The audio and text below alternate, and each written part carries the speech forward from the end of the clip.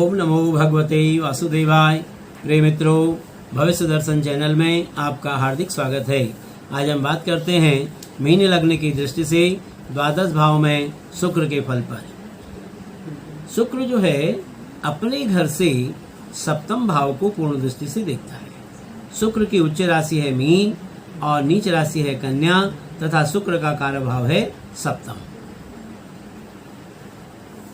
अब बात करते हैं मीन लग्न में या मीन राशि में जन्म लेने वाले जातकों की कुछ विशेषताएं।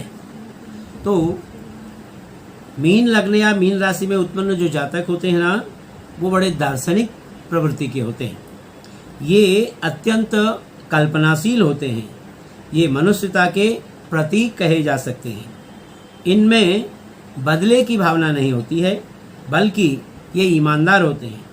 हृदय में उदारता तथा सहानुभूति अधिक होने के कारण ऐसे जातक दानी भी होते हैं। अब यहाँ ये देख रहे हैं मीन राशि है। मीन राशि का जो स्वभाव वो है द्विस्वभाव राशि। तो द्विस्वभाव राशि के प्रभाव से ऐसे जातक अस्थिर स्वभाव के होते हैं, यानी इनके विचार जो है कुछ स्थिर नहीं रह पाते तथा अपने व्यवसाय में ये परिवर्तन करते रहते हैं। आस्तिक होने के कारण इनमें उत्तम गुणों की अधिकता होती है। लेखन, नाट्य कला, संगीत, काव्य रचना आदि में इनकी रुचि अधिक होती है। इन्हें धन प्राप्ति होती है, पर ऐसे जातक धन संचय नहीं कर पाते। ये न्यायप्रिय होते हैं। अब यहाँ देख रहे हैं आप मीन लग्न की कुंडली में शुक्र जो है हमारे यहाँ पर देख रहे हैं तृतीयेश हो जाते हैं एक तो, और तृतीयेश के साथ साथ जो है यहाँ पर हमारे हो जाते हैं अष्टमेश।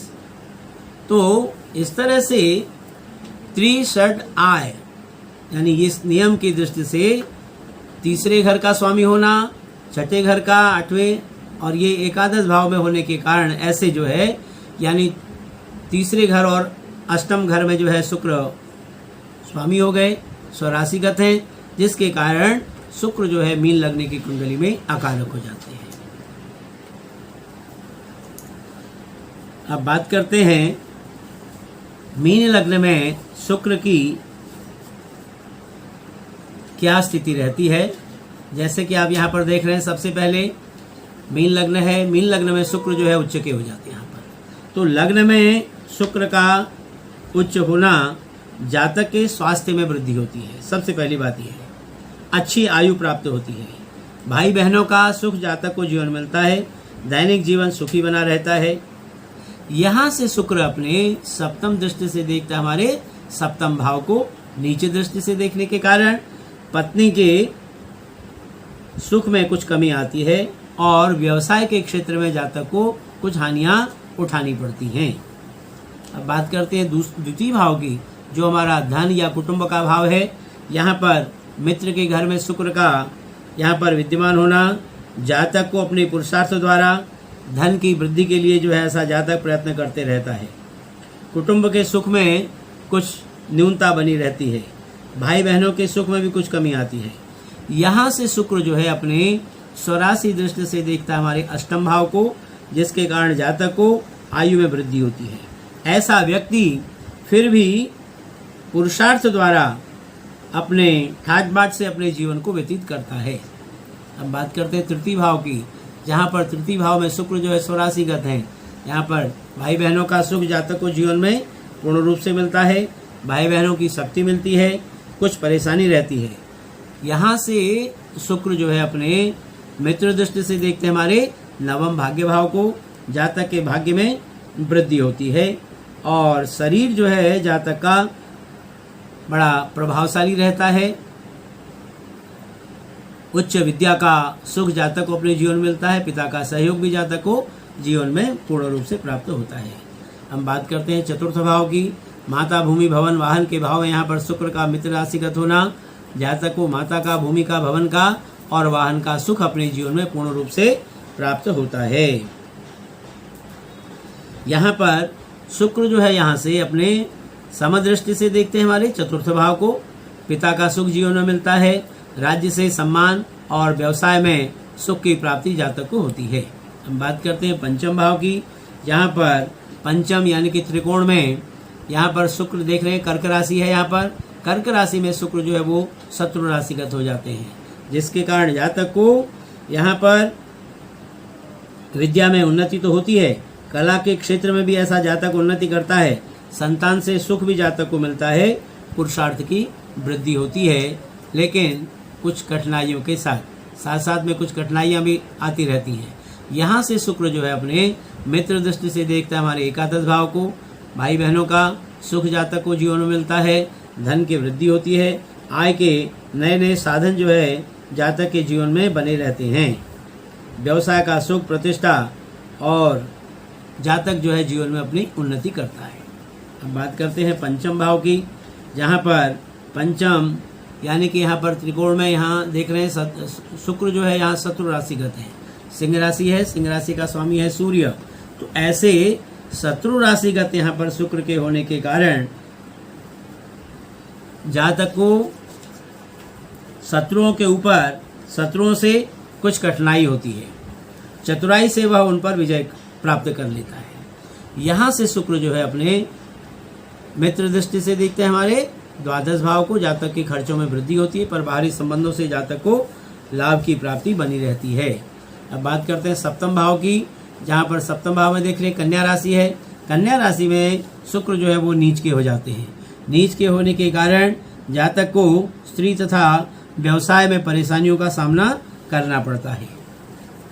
यहाँ से शुक्र अपने सप्तम उच्च दृष्टि से देखते हैं लग्न भाव को, ऐसा जातक जीवन में अपनी उन्नति करता है, जीवन उसका सुखी रहता है, संपन्न रहता है और सब प्रकार के सुख साधन ऐसे जातक के जीवन में प्राप्त होते हैं।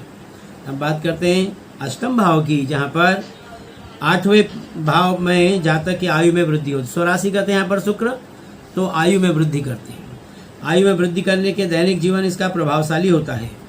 यहाँ से शुक्र अपनी मित्र दृष्टि से देखता है हमारी द्वितीय कुटुंब भाव को, जहाँ पर जातक को परिवार का सुख जीवन में पूर्ण रूप से प्राप्त होता है और ऐसा जातक अपने धन के लिए सदैव प्रयत्नशील रहता है।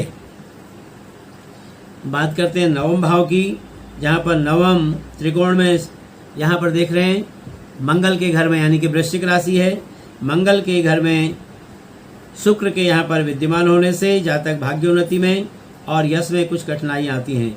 फिर भी हम ये कह सकते हैं कि ऐसे जातक का जो जीवन है वो बड़ा आनंदमय होता है और आयु अच्छी होती है। यहाँ से शुक्र अपने स्वराशि दृष्टि से देखता है तृतीय भाव को, छोटे भाई बहनों का सुख जातक को जीवन में पूर्ण रूप से प्राप्त होता है। ऐसा जातक साहसी व पराक्रमी जीवन व्यतीत करता है।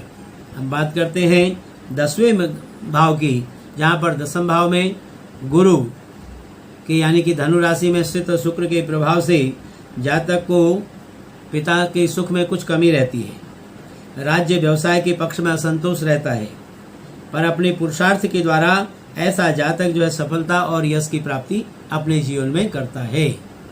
यहाँ से शुक्र जो है अपने सप्तम मित्र दृष्टि से देखता है चतुर्थ भाव को, माता भूमि भवन वाहन का सुख जातक को अपने जीवन में पूर्ण रूप से प्राप्त होता है। अब हम बात करते हैं एकादश भाव की, जहाँ पर एकादश भाव में यानी कि शनि के घर में, यहाँ मकर राशि है, शनि के घर में शुक्र का विद्यमान होना जातक को आमदनी की जो है वृद्धि होती है, आयु का लाभ होता है, पराक्रम की वृद्धि होती है। यहाँ से शुक्र जो है अपने सप्तम शत्रु दृष्टि से देखता है पंचम भाव को, जिसके कारण जातक को विद्या और संतान के क्षेत्र में कुछ कठिनाइयों का सामना करना पड़ता है, पराक्रम की वृद्धि होती है, परिश्रम द्वारा ऐसा जातक उन्नति करता है। अब हम बात करते हैं द्वादश भाव की, जहाँ पर द्वादश भाव में शनि के घर में यानी कि कुंभ राशि है। यहाँ पर कुंभ राशि में शनि का यहाँ पर विद्यमान होना जातक के खर्चों में वृद्धि करता है, कठिनाइयों से जातक को लाभ प्राप्ति होती है। ऐसा जातक यहाँ से अपने बाहरी संबंधों से इसको लाभ होता है। शुक्र जो है अपने सप्तम शत्रु दृष्टि से देखता है हमारे षष्ठ भाव को, जिसके कारण जातक अपनी चतुराई के बल पर शत्रु पक्ष पर सफलता प्राप्त करता है और ऐसे जातक का जो जीवन है ना वो सुख दुख से भरा हुआ रहता है। प्रिय मित्रों, इस प्रकार हमने आज मीन लग्न की दृष्टि से द्वादश भाव में शुक्र के फल पर विचार किया। यदि आपको यह हमारा कार्यक्रम अच्छा लगा हो तो आप हमें अवश्य सब्सक्राइब करें, हमारी वीडियो को शेयर करें और इसे लाइक भी करें। धन्यवाद।